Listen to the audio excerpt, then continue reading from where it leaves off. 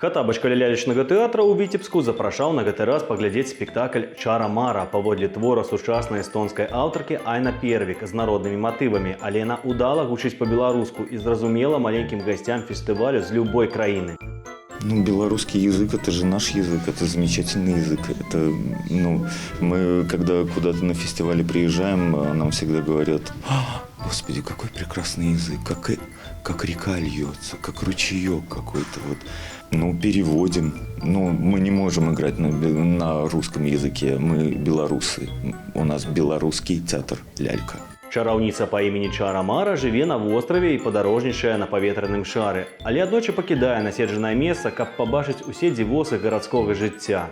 Мой персонаж Чара Мара – это прекрасная пожилая женщина, которая ведет совершенно иной образ жизни, чем мы с вами. Вот, у нее есть определенные таланты, которые помогают людям.